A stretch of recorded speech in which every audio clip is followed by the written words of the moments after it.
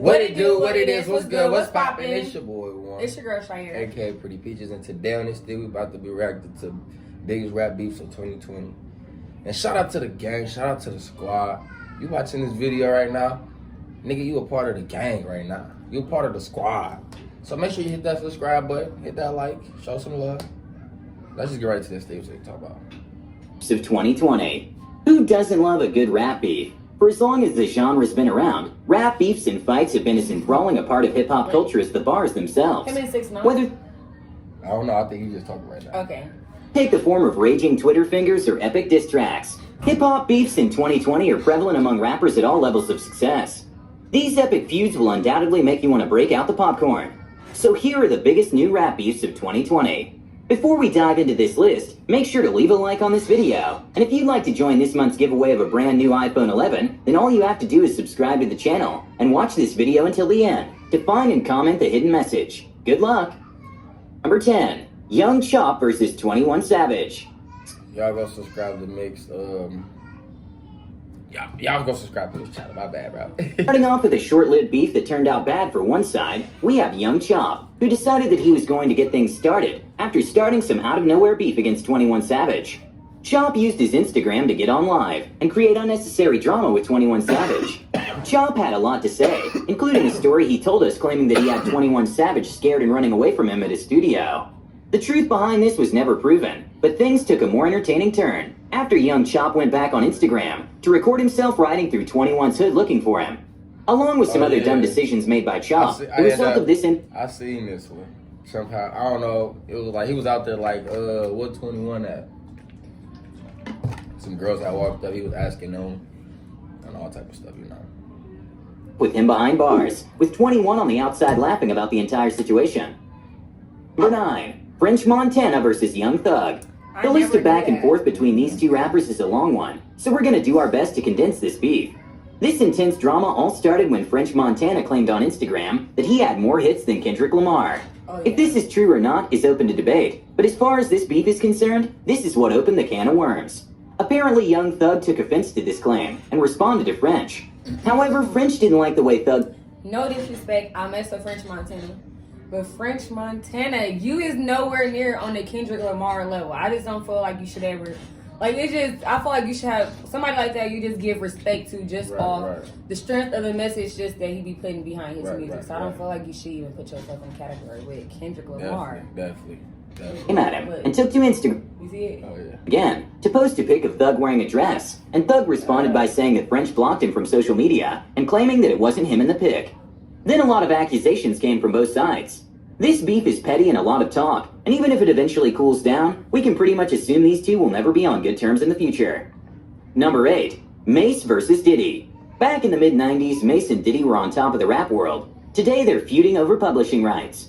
In an Instagram post, Mace blasted Diddy over his speech at last year's Grammy Awards, particularly the part where Diddy said that he wanted artists to take back control of their work, and that he's now...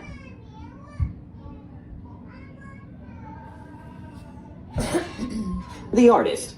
Well, Mace has something to say about that, criticizing Diddy over his past business practices, and how he still has his publishing rights from 24 years, and only giving Mace $20,000 for his work. Well, Mace wants his publishing rights back, and he also claimed in the Instagram post that he offered Diddy $2 million to buy the rights to his music. That's selfish. That's crazy. Because at this point, I feel like when you somebody like Diddy, you have so much money, you getting so much stuff from some other places that I feel like you should just... It's only right. Well, Mace claimed that Diddy insisted that he match a European, who was offering him more than what Mace was putting up, and he felt pretty insulted. It remains to be seen if Diddy answered back, but what we know so far is the relationship between Diddy and his former partner in crime is soured. Number 7. T Grizzly versus Royce. During an appearance on The Breakfast Club, Royce said that he asked Eminem, one of the greatest rappers of all time, to hold off on a video that would feature both Grizzly and Royce. During an appearance at The Breakfast Club, Royce said he asked Eminem, one of the greatest rappers of all time, to make a video featuring both Grizzly and Royce. Grizzly was puzzled by the decision, turning to social media to convey his opinion of Royce, who would have asked Eminem to postpone the position he took. Some Reddit users have wrote that Royce didn't diss Eminem, but it seems as if the damage has already been done. Number 6. Stormzy versus Wiley.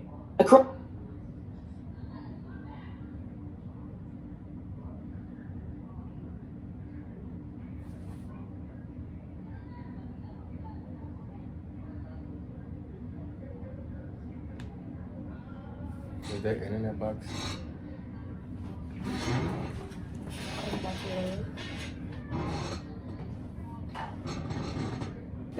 Down. Down.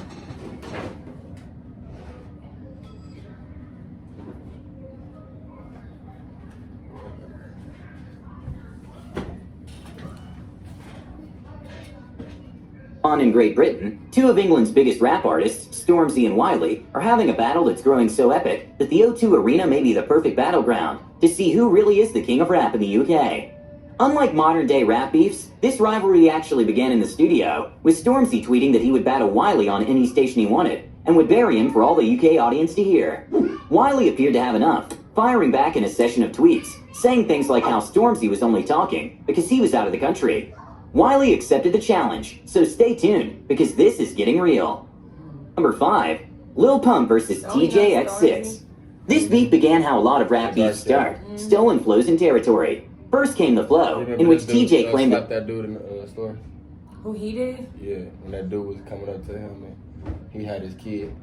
He's like, I should slap this dude, and then he ended up slapping him. Oh yeah, okay, yes. And then Pump took his flow and bars. Even though trying to be hard. Yeah. He was like, what you go something like that. It was crazy.